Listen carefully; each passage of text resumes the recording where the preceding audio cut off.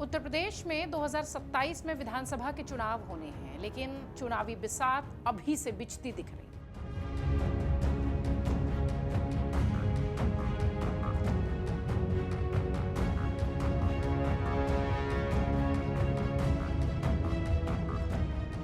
पिछली बार की तरह इस बार भी बीएसपी सुप्रीमो मायावती पर सबकी निगाहें टिकी।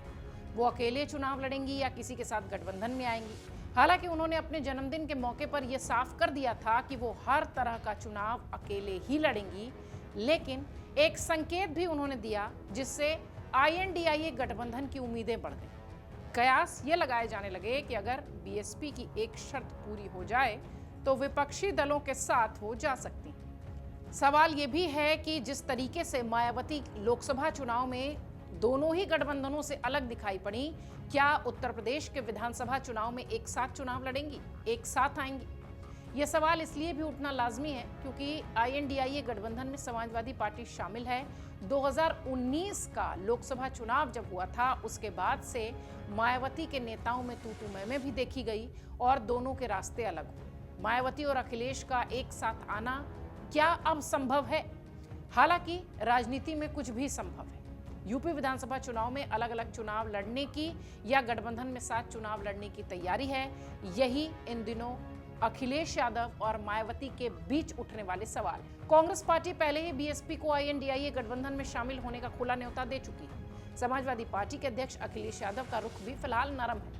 संकेत ये भी मिले हैं कि भारतीय जनता पार्टी के खिलाफ विरोधी दल मायावती के साथ मिलकर सामाजिक और जातीय गोलबंदी करना चाहते हैं, जिनमें कि कांग्रेस और समाजवादी पार्टी सबसे ऊपर है। अगर मायावती आईएनडीआईए गठबंधन में आती हैं तो फिर सपा मुखिया अखिलेश यादव मायावती या बसपा नेताओं का फोन उठाएंगे, क्योंकि बीएसपी सुप्रीमो ने 2019 लोकसभा चुनाव के बाद समाजवादी पार्टी से गठबंधन टूटने पर खुलासा करते हुए कहा था कि चुनाव के बाद से अखिलेश यादव ने बीएसपी नेताओं का फोन उठाना तक बंद कर दिया था, जिसकी वजह से उन्होंने पार्टी के सम्मान के लिए सपा से गठबंधन तोड़ दिया था। मायावती भले ही बार बार प्रदेश में अकेले चुनाव लड़ने की बात कर रही हूं, लेकिन यूपी कांग्रेस के प्रभारी अविनाश पांडे ने उन्हें विपक्षी दलों के साथ आने का न्योता देकर यह साफ कर दिया कि आईएनडीआईए गठबंधन के द्वार बीएसपी के लिए तो कम से कम खुले ही हैं। बीएसपी सुप्रीमो मायावती 15 जनवरी को अपना जन्मदिन मनाती हैं और इस बार भी उन्होंने जन्मदिन मनाया और पत्रकारों से बातचीत की। रुख थोड़ा नरम था। जेस्चर पढ़ने वाले ये कहते दिखाई पड़े कि मायावती का रुख इस बार थोड़ा सा संकेत देने वाला दिखाई पड़ा।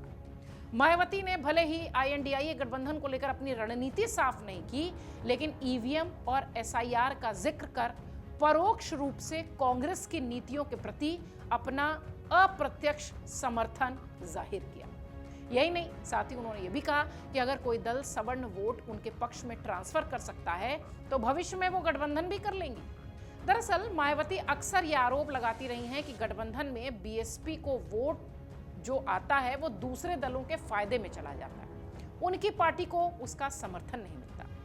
बीएसपी सुप्रीमो का इशारा कांग्रेस से जोड़कर देखा जा रहा है, क्योंकि बीजेपी से नाराज सवर्ण वर्ग को कांग्रेस से दिक्कत नहीं है और मुस्लिम और दलित वोटर भी कांग्रेस के साथ सहज दिखाई पड़ते हैं, तो समस्या बीएसपी के साथ ही दिखाई पड़ती है। ऐसे में अगर कांग्रेस पार्टी मायावती को भरोसे में ले ले तो आने वाले चुनाव में यूपी की राजनीति में नया समीकरण देखने मिलेगा। वहीं दूसरी तरफ अखिलेश यादव की मायावती के प्रति नरमी भी कुछ खास संकेत दे रही है। अखिलेश की प्लानिंग अगर 2027 के हिसाब से देखें, हालांकि रणनीति कोई जाहिर नहीं करता, लेकिन राजनीतिक पंडितों का यह कहना है कि ऐसी कुछ प्लानिंग वो कर रहे होंगे। खबरें ये भी कहती हैं कि सपा अध्यक्ष और उत्तर प्रदेश के पूर्व मुख्यमंत्री अखिलेश यादव ने 2027 विधानसभा चुनाव की तैयारियों की समीक्षा के लिए 20 जनवरी को एक बड़ी बैठक बुलाई है। इस बैठक में समाजवादी पार्टी के सभी सांसद, चाहे वो लोकसभा में हो चाहे वो राज्यसभा में हो, वहां मौजूद रहेंगे।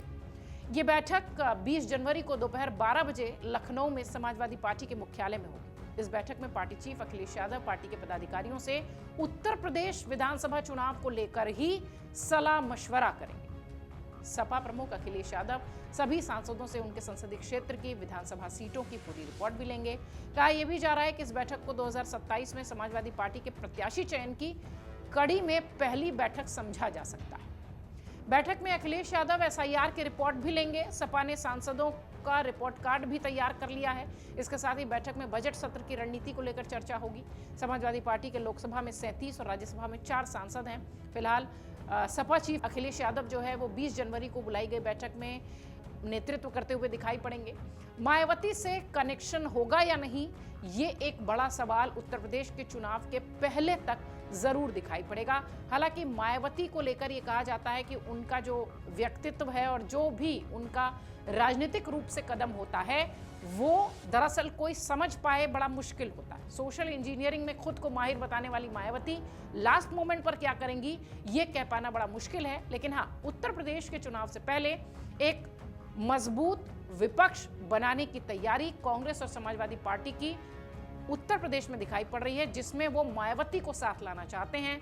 मायावती अपने जन्मदिन पर यह जरूर कहती हुई दिखाई पड़ी कि वो कोई भी चुनाव अकेले लड़ेंगी, लेकिन उनके कई सारे वक्तव्यों में एक स्टेटमेंट ऐसा भी था कि अगर उनको कुछ उनकी जो शर्तें हैं वो मान ली जाए तो हो सकता है वो गठबंधन का हिस्सा भी हो जाए। मायावती की प्लानिंग, बीएसपी की तैयारी, ये सब उत्तर प्रदेश चुनाव को लेकर लगातार जारी है। इसी बीच समाजवादी पार्टी के अखिलेश यादव ने भी एक बड़ी बैठक रखी है। देखना यह है कि मायावती किस पाले में जाती हैं या फिर अकेले ही चुनाव लड़ती हैं। अगर आप ये वीडियो YouTube पर देख रहे हैं तो हमारे चैनल को सब्सक्राइब कर बेल आइकन दबाएं और Facebook पर देख रहे हैं तो हमारे पेज को लाइक करें।